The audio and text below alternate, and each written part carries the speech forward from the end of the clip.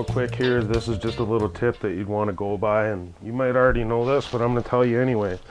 Right here I got a big block of studs, so I know anywhere in this area right here, studs, I just want to mark where there's studs so that before I cover my wall up, that I can see. Obviously there's one in the corner, and then I got one here too, but so I'm just going to go around and mark the floor with where they all are so I know, and I'm going to do the same thing up on the ceiling, and that's just going to make it a lot simpler so that when we start covering all these up, we're going to know where they're at. So that's just something that you'd want to go around and do real quick before you even start. Alright, so I've got my first piece of hardi backer here.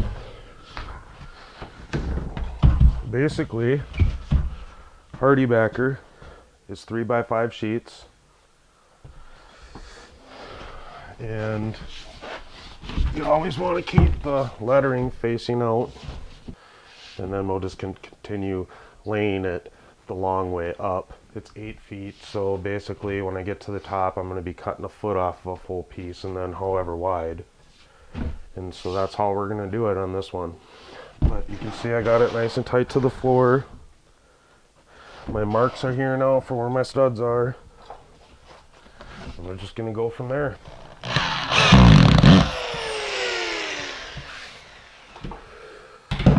Okay, so we're on to our next sheet here. Basically when you're screwing these in, you want to make sure that you get these flush. So if you need to screw them, well, one of the things that you can do if you can't get it all the way out or in, you just bring it right back out and then put it back in one more time. I'm using a cement board screw, which the benefit of it is really is this head is bigger on it. And so, and you know, they're not going to rust either. So you can use drywall screws, which I do use, those two. Just wanted to show you how to do it with these. I do use these most of the time, but you can use drywall screws, and what I use is 1.25 inches for the walls. That's about all the more that you really need. The hardi backer that we're using today is only a 1/2 inch thick, so you're still getting 3/4 inch into the stud. You can go longer if you want. I do use longer screws when I'm on the ceiling. Really on the walls I'm only going about 4 to 5 screws down the stud. You can just spread them out. We'll talk about this when we get to the floor, but when you get to the floor you're going to follow these dots that are on this board, and we'll talk about that some more later. There's another one right there, so you're really going to follow that when you're doing it on the floor, but not on the walls, obviously. There's not studs every 8 inches like that. That's a totally different thing that we'll be talking about. There's a reason why we have to put so many more screws in the floor than what you do on the walls. Anyway, I got a crooked spot right here. I'm actually going to have to put a little piece in right here. This is kind of a weird area here. I had to do a little bit of work in here to make this work because this window isn't exactly in here perfectly, and so I had to pull some of the sheetrock, and he's going to have a trim that runs around here, and that's why I'm only going to here, because I'm actually ending my tile right about here, and this is going to get covered with trim. So there's a reason why it looks so ugly there. It's just something that I had to do. But my next cut, I'm just going to cut right to here, and we already went the length here. And when I measure across, you want to measure there and then subtract 1/4 inch. So it's 46, maybe 46 1/16, somewhere in there.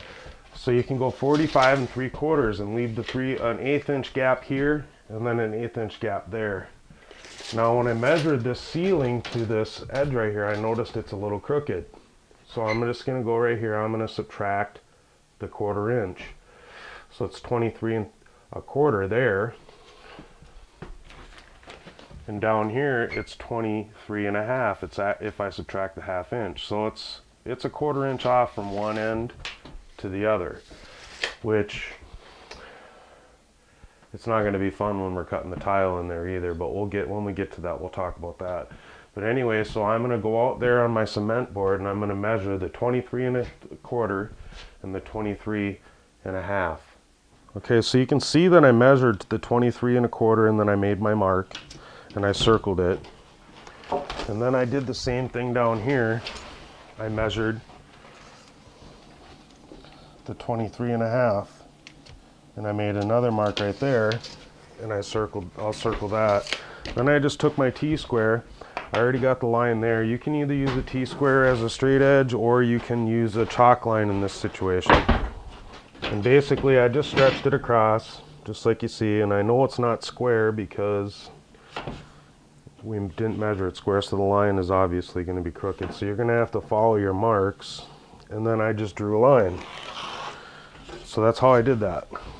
Now, to cut this stuff, there's a couple of methods. You can use a jigsaw. Now they do have special blades that you can buy for using the jigsaw, but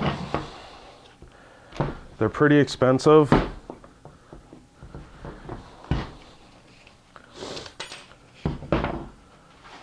And if you buy the normal kind of wood cutting ones, this is what's going to happen. You can see the teeth are wearing off. So this can get to be expensive by going this way. I've used both boards, both blades, and they both probably wear out about the same. So I just choose to use these. I use these a lot for other jobs, so I just use my dull ones. Alright, I just want you to kind of take a look. As you can notice, we're working inside a bedroom. It's winter. I'm in Minnesota, northern Minnesota, around Grand Rapids area, if you know where that's at. So it's pretty cold out here. It's snowing today. We really can't cut outside. Everything inside this room has been covered with plastic. The carpet, all the furniture, and this is something that you're going to want to think about doing if you're going to work inside the house. Just make sure you cover everything, because this is a dusty job. Normally I would cut this stuff outside. There's a couple ways of cutting this. Because it's hardy backer though, it's difficult to cut by just scoring and then you snap it. So I'm not even going to show you that way, and this is one of the reasons why I don't like this. There is a special tool that you can buy that actually is like a scissors and it nips it. You could probably even rent it from a rental store. They're about 75 bucks. Oh, I don't even know, it might even be more than that. I personally don't own one. I've used one several times, but that's just one of the reasons why I don't like using hardy backer, and I prefer cement board. It's just easier to work with, and it's just as high of quality in my opinion. I like it better. You're just going to cut right down that line, and I'll just show you a little bit here of how it works.